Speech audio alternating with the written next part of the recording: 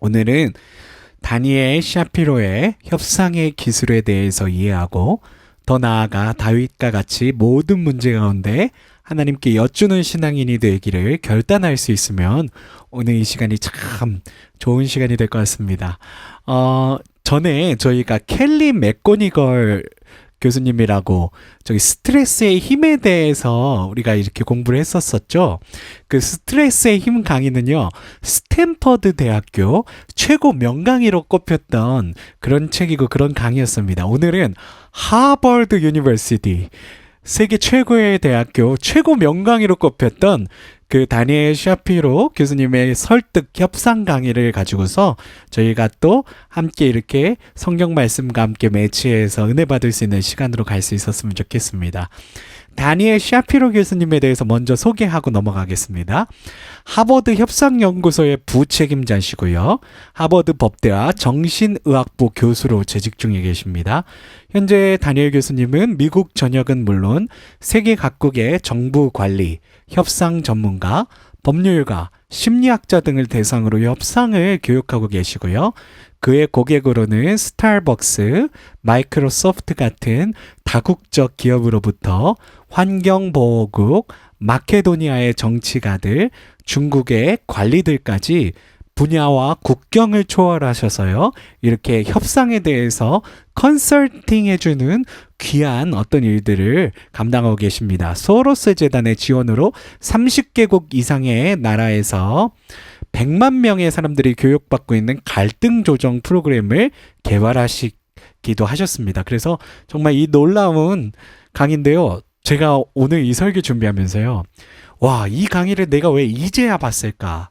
라는 그런 후회가 들더라고요. 하지만 그 후회는 무엇이죠? 지금이라도 본 게 정말 다행이다 라는 생각이 들 정도로요, 제가 너무 감동을 받고 너무 많은 지혜를 얻을 수 있는 강의였습니다.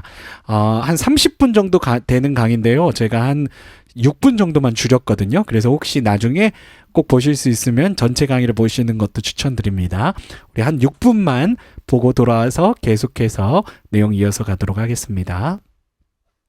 There was a long-standing conflict between Peru and Ecuador. The conflict was largely over a small piece of land called Tawinsa, right at the border between the two countries. And the US State Department had called this conflict the longest-standing armed conflict in the history of the Western Hemisphere. A number of international figures had tried to help deal with the situation. The King of Spain, President Roosevelt from the United States, and others, but all unsuccessful. 1998, Jamil Mahuad was elected president of Ecuador. And he decided that his first order of business was going to be to try to create peace between Peru and Ecuador. And just as a side note, this was 1998, and Ecuador, just like parts of Asia, was tremendously affected by the economic crisis at that point in time. And it turns out that President Mahuad had been a student of my colleagues, Roger Fisher's. President Mahuad had been a student of mine a number of years later. He calls up our organization and says, look, I'm about to meet with President Fujimori of Peru in just 3 days. I'd love your advice. When I go to sit down and talk with President Fujimori, what do I say? Practically, what do I do? This is not an academic case study, professors. This is real. And the question was, what is the advice? And we were drawing upon these kinds of ideas. Let me share with you 2 pieces of advice, and then I'll close the talk. One piece of advice was to ask advice. Rather than having President Mahuad walk in and say to President Fujimori, here's our position. What's your position? That hadn't worked. For many years, that approach had not worked. The idea was to actually say, look, President Fujimori, what's your practical advice? You've been a president for 8 years. You've worked with 4 of my predecessors. I've been a president for 3 days. What's your advice on how we can realistically deal with this conflict? And you know I cannot simply go back to my Congress and say, we're going to do everything Peru wants. My Congress will never ratify that. What's your realistic advice? And simply by asking that question of advice, it turned these two presidents from adversaries facing one another to colleagues, working side by side on a shared problem. And this is something you can do every day in business, in the government realm. What's your advice? How do we get out of this mess that we are in right now? And maybe it's a formal question, or as with dealing with neighbors, maybe the advice is a question that you're asking in very private corners. Second piece of advice that we offered, this was my colleague, Professor Fisher, who unfortunately just passed away about a month and a half ago. But Professor Fisher said to President Mahmoud, I want a picture. Get the cameras there. I want a picture of you and President Fujimori. And President Mahmoud said, that's fine. There'll be plenty of cameras there. We'll get a nice, stately picture of the two of us shaking hands. And Professor Fisher said, no. That's not the kind of picture I want. I want a picture of the two of you sitting side by side, pads of paper in hand, pens in hand. Why? As much as these two presidents build a relationship, the challenge was, how do you get the peoples to change their perspectives about the conflict? And this was one suggestion on how to do so. President Mahmoud said, fine, I'll try my hardest, Professor, see if I can get that picture. And to his credit, President Mahmoud did try to get that picture. Came back about a week later, and this picture was on the cover of the Ecuadorian newspaper. And you'll see President Mahmoud on your left, President Fujimori on your right, and this picture had a dramatic impact on the entire peace process. Because now the peoples of both sides saw we are no longer adversaries working against one another. We are now colleagues working side by side on shared problems. 77 days later, 10 meetings later, full binding agreement between the two sides that stands to this day. Both of these leaders at that point in time in 1998 were nominated for the Nobel Peace Prize for their effort.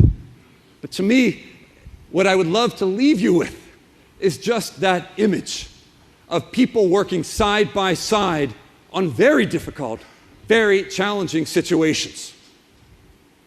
I'm not saying that the advice I'm talking about, the specific advice today, is precisely what will work here in the region. What I am ultimately saying is that emotions are tremendously important in the negotiation process. And you can choose how you want to deal with those emotions. You can respect one another's core concerns, and you get the positive emotions. You get people who are working effectively together. On the other hand, you can deal poorly with these core concerns, putting people, not appreciating others, disrespecting their autonomy, telling them what to do rather than consulting, failing to build that affiliation, and again, you get predictable but much more dangerous consequences. So it's with that I just want to say a warm and deep thank you.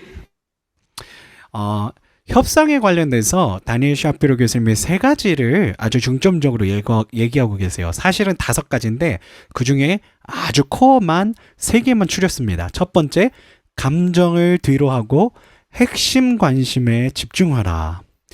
이게 협상에 나아갔을 때 이 원수 관계 가운데서 이제 협상을 할 때도 있잖아요. 그게 이제 뭐 개인적인 원수면 작은 거겠죠. 근데 조직 간의 어떤 원수면 더 큰 거겠죠. 국가 간의 원수가 된 거면은 더 큰 걸 거예요. 근데 사피로 교수님이 협상 테이블에 나갈 때 정말 중요한 건 첫 번째 단계는 뭐냐면 감정을 뒤로 하고 핵심 관심에 집중해야 된다라는 말씀 하시는 거예요. 여기 보시면 어떤 협상이든 간에 감정적 요인들이 존재한다. 하지만 이 감정들 모두에 신경 쓰지 말고 한 걸음 뒤로 물러서야 된다라는 거예요.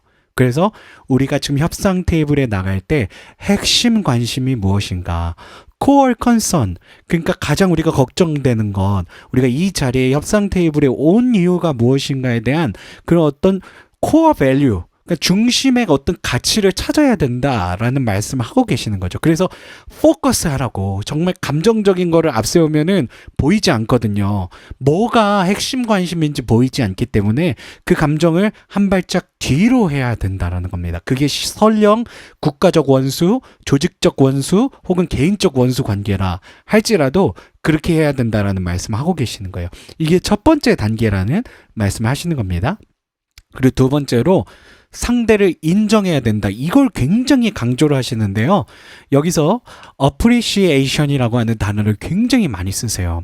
근데요, 이거를 한국 사람들이 인정이라고 책에 이렇게 번역을 해놨는데요.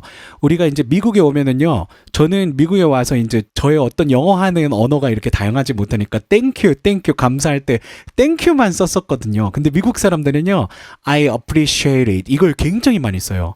그러니까 땡큐보다 더 높은 어떤 진가를 이렇게 인정하면서 감사하는 표현으로 I appreciate it, 이 표현을 굉장히 많이 쓰더라고요. 그래서 이 샤피로 교수님이 말하는 appreciation은요, 인정이라고 하는 의미도 있지만 그 가운데 정말 진가를 인정하면서 감사한다라는 그런 어떤 의미도 있습니다. 이 두 가지를 이렇게 같이 이렇게 생각하시면서 이 내용을 한번 보셨으면 좋겠는데요. 인정은 핵심 관심이자 전략적 행동으로서 부가가치를 갖는다. 정직하게 인정해 주는 것이 상대의 많은 핵심 관심들을 충족시켜주는 최고의 방법일 때가 있기 때문이다. 따라서 상대를 인정하라. 라는 말은 상대로부터 유리한 감정을 끌어내는 간단한 만능 지침이다. 그러니까 상대를 인정하는 것, appreciate 하는 것, 이게 바로 만능 지침, 상대 감정을 끌어내서 협상 테이블로 가져오는 만능 지침이 된다라는 이야기예요. 이제 교수님은 이 이야기를 하시면서 신혼부부들을 데리고 와서 이런 어떤 실험을 해봤대요. 그래서 한 15분 동안 신혼부부들을 테이블에 이렇게 서로 마주보게 앉혀놓고서 이런 대화를 시킨대요.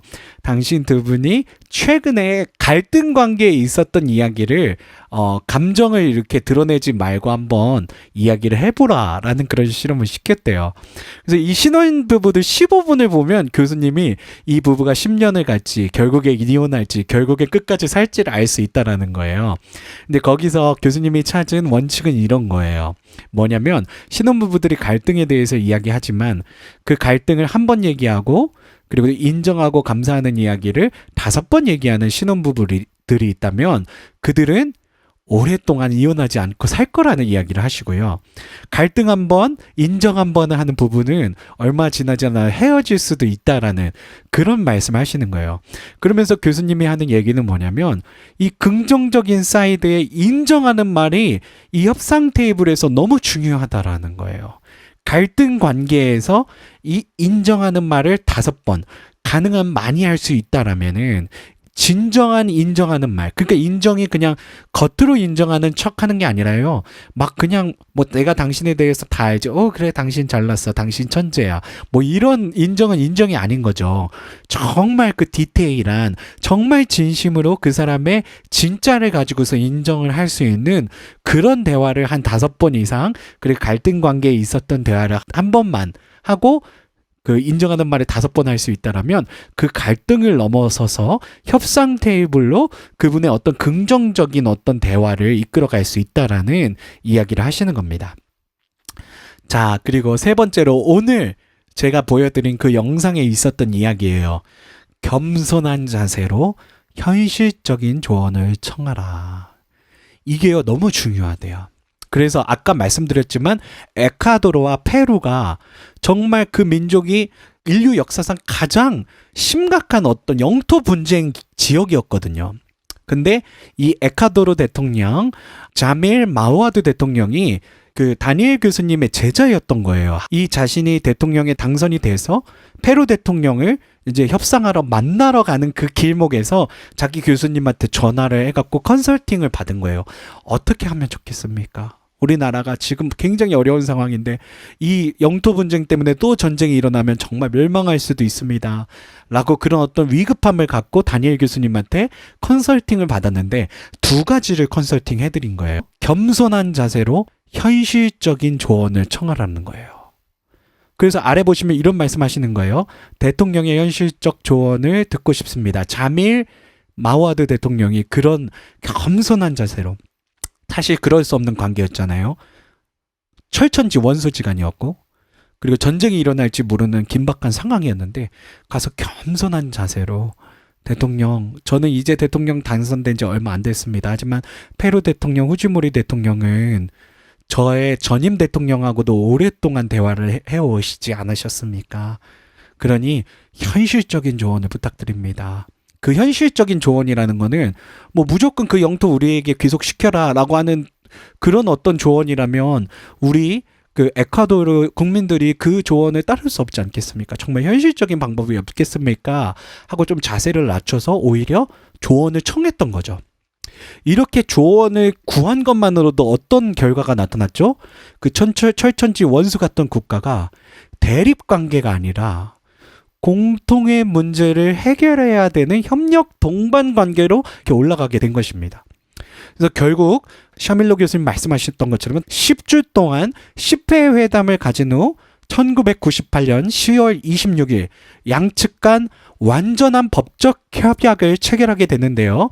영토 분쟁의 중심 지역이었던 T1차에 주권과 소유권을 분리시켜 주권을 페루 정부가, 소유권을 에콰도르 정부가 소유할 수 있게 했다. 근데요, 이게 진짜 웃기는 그 어떤 내용이지 않으세요? 주권과 소유권이 분리될 수가 있나요? 이거 되게 말장난 같지만 이런 어떤 서로 양측이 양보할 수 있는 교착 지점을 찾은 거예요. 그래서 주권은 페루 정부가 가져가고 소유권을 에콰도르 정부가 가져가는 방식으로요.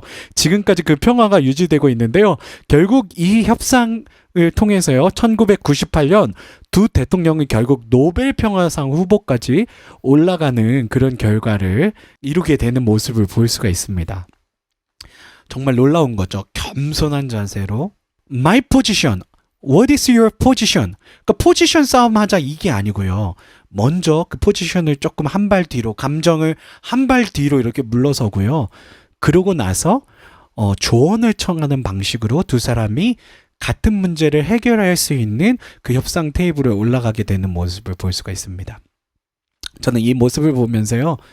우리도 참 이 협상 능력이 중요하다라는 생각을 했어요. 이 협상 능력은요, 그냥 이 국가 간의 원수에게만 중요한 게 아니고요. 우리 조직과 또 다른 조직의 어떤 그런 상황, 우리 비즈니스 관계, 그리고 또 심지어는 우리 가족 관계에서도 이런 어떤 협상 능력이 필요합니다. 그 교수님이 말씀하신 것처럼 감정을 한 발짝 뒤로 하고, 그리고 또 인정하는 말을 하면서 겸손한 자세로 현실적인 조언을 청하는 것이 굉장히 중요하지 않을까라는 생각을 합니다. 그 심지어 그리고 우리가 하나님과의 관계에서도 협상이라 말하긴 좀 그렇지만 하나님 앞에 하나님께 간구하고 하나님의 응답을 구하는 자세가 굉장히 중요한데요. 오늘 본문으로 돌아가서 보시면은요. 사무엘하 5장 19절에서 다윗은요. 여기서 보면은 다윗은 최고의 전쟁 전문가예요. 그가 엄청난 전쟁에서 살아 돌아왔죠. 이길 수 없는 전쟁에서도 싸워서 돌아왔어요. 심지어 골리앗의 싸움에서도 돌아왔는 최고의 전쟁 전문가인데 다윗은 우쭐하지 않았어요. 늘 전쟁이 있을 때마다 다윗이 여호와께 여쭈어 이르되, 하나님께 여쭈는 것이 다윗에게 굉장히 중요한 그런 전쟁 승리의 요소였던 거죠. 그뿐만이 아닙니다. 예수님도 어떻게 하셨죠? 아버지요, 제발 이 잔을 옮겨주십시오. 하지만 아버지 뜻이 아니면 아버지의 원대로 하십시오. 그렇게 하나님께 여쭙고 하나님께 아뢰고 하나님께 이렇게 협상이라고 말하긴 뭐라지만 자신의 마음을 말하고 하나님의 응답을 듣고 하는 관계로 나아갔다는 것을 우리가 볼 수가 있습니다. 오늘 본문을 통해서 우리가 알아야 될 것은 우리의 신앙의 관계에서도요. 우리의 감정을 한 발짝 뒤로 하고 하나님을 인정하면서 그리고 하나님 앞에 먼저 엽줍는 것이 우리 신앙에 굉장히 중요하겠다라는 말씀을 드리고 싶고요. 그리고 우리가 이웃과의 관계든 가족과의 관계든 그리고 우리 비즈니스의 관계든 그리고 또 나라 간의 원수의 관계든 정말 오늘 다니엘 교수님이 말씀하셨던 것처럼 우리가 정말 한 발짝 우리들의 감정을 뒤로 하고 한 발짝 뒤로 하고 감정은 좀 뒤로 하고 그 핵심 관심을 우리 집중하면서 그러면서 그 상대를 가능한 많이 인정해 주면서 현실적으로 그리고 또 우리가 겸손한 자세로 먼저 여쭙는 것 어떻게 하면 좋을까요? 그렇게 우리가 먼저 이렇게 여쭈면서 나아갈 수 있다라면 우리 삶의 여러 가지 갈등과 그런 어떤 원수, 심지어는 원수의 어떤 문제 가운데서도 우리가 그런 어떤 함께 이렇게 만날 수 있는 지점을 찾을 수 있는 그런 우리가 되어질 수 있게 되어질 줄로 믿습니다. 그래서 오늘 말씀에서 배운 것처럼 또 그리고 다니엘 교수님을 통해서 배운 것처럼 우리가 정말 협상의 능력자들이 되시는 저와 여러분들이 되시기를 간절히 축복합니다.